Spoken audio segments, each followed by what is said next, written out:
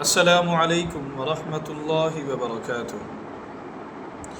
اللہ سبحانہ و تعالی ہم سب کو ہمیشہ اپنی رحمتوں کے سائے میں رکھے، تمام دیکھنے اور سننے والے احباب آپ کی مشکلات آسان فرمائے اور آپ کو بے شمار خوشیاں عطا فرمائے، آمین۔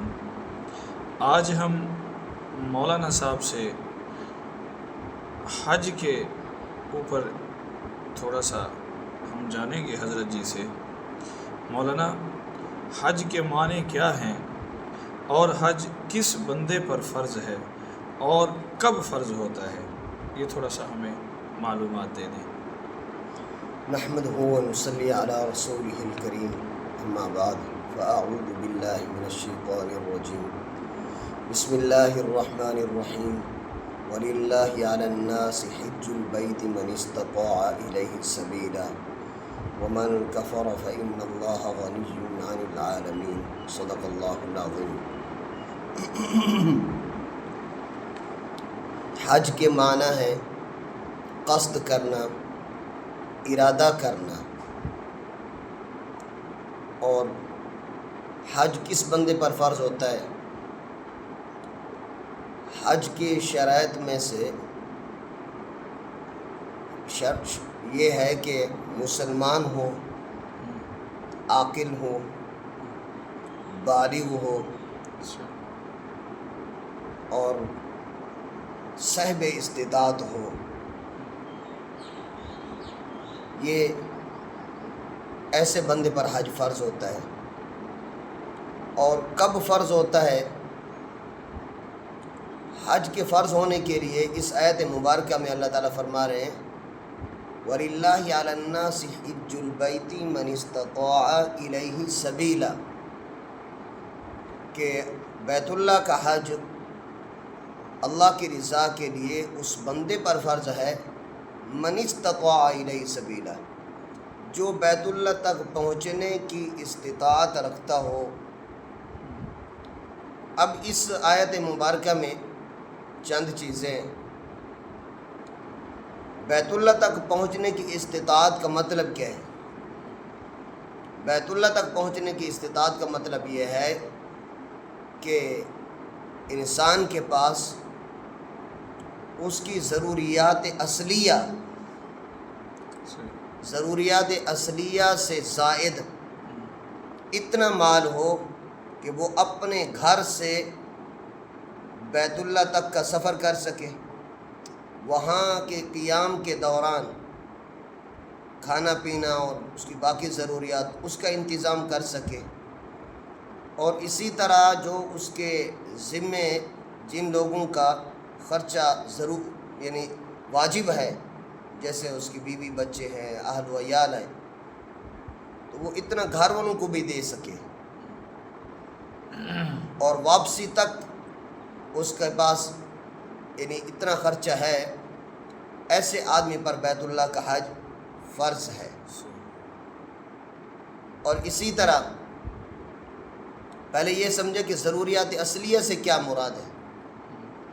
ضروریات اصلیہ کا مطلب یہ ہے کہ جن پر زندگی موقوف ہوتی ہے، وہ ضروریات جن کے بغیر گزارا نہیں ہو سکتا، ان کو ضروریات اصلیہ کہتے ہیں۔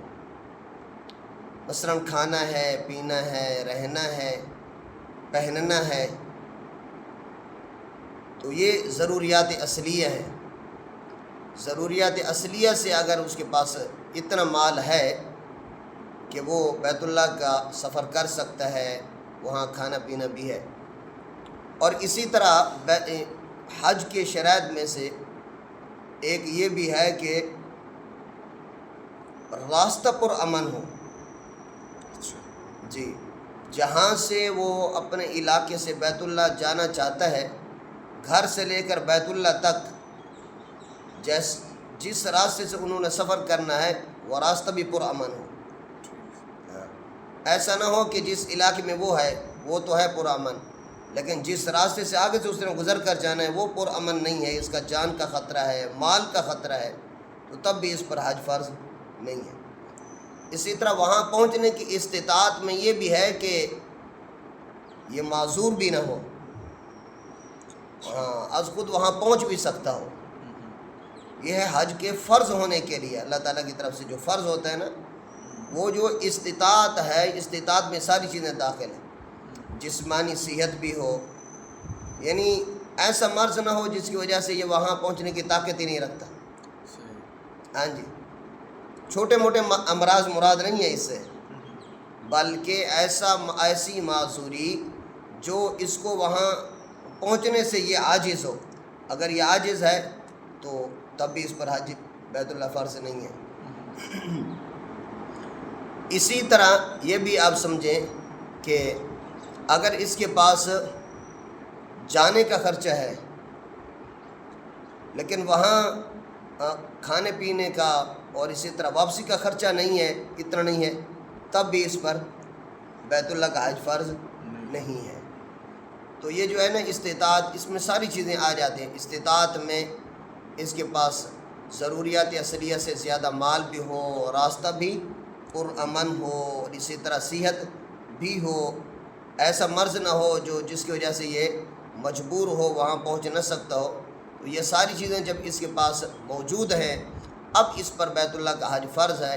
اس کو چاہیے کہ اب حج بیت اللہ کے ادا کرنے میں اب تاخیر نہ کرے، فوراً جب حج فرض ہوتا ہے تو فوراً حج کا ارادہ کرے، نیت کرے، حج کی تیاری شروع کر دے۔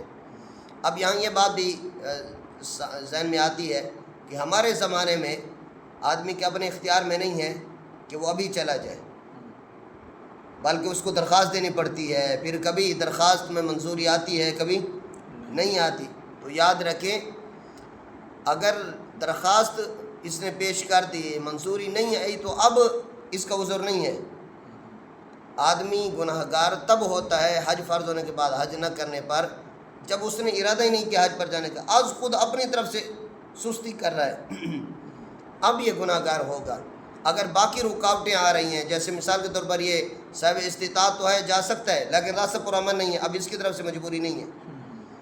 اسی طرح صاحب استطاعت تو ہے لیکن معذور ہے، اب اس کی طرف سے نہیں ہے کوتاہی، اور اسی طرح نام دے دیا لیکن منظوری نہیں ہے، اب بھی اس کے اختیار میں نہیں ہے، یہ نہیں جا سکتا۔ تو یہ چیزیں رکاوٹ نہیں بنتی۔ یہ گناہ گار تب ہوگا جب از خود اپنی طرف سے یہ اس کے اندر سستی، غفلت، لاپرواہی، یہ کہتا ہے کہ نہیں آج کے بعد چلا جاؤں گا، پھر چلا جاؤں گا۔ تو اس لیے یہ ہمیں مسئلہ معلوم ہونا چاہیے کہ حج کب فرض ہوتا ہے، جب اس کے پاس استطاعت ہو، اتنے پیسے ہوں۔ تو اب جب فرض ہو گیا تو اب اس میں کمی کوتاہی نہ کرے، فوراً حج کا ارادہ کرے، تیاری شروع کرے اور حج کرے۔ اللہ تعالی ہمیں اس کی توفیق نصیب فرما دے، بار بار حرمین شریفین کا مقبول سفر نصیب فرما دے۔ وآخر دعوانا ان الحمدللہ رب العالمین۔ آمین، ماشاءاللہ، شکریہ مولانا، اللہ تعالیٰ آپ کو جزائے خیر عطا فرمائے۔ آپ ہمارے ساتھ جڑے رہیے، انشاءاللہ ملتے ہیں ایک نئے موضوع اور نئی ویڈیو میں، اور حج کا مکمل ہی انشاءاللہ آپ کو معلومات دیں گے، اور قربانی کے حوالے سے بھی اللہ تعالیٰ ہم سب کو ہمیں سمجھانے کی اور آپ حضرات کو سمجھنے کی صحیح معنی توفیق عطا فرمائے۔ آمین۔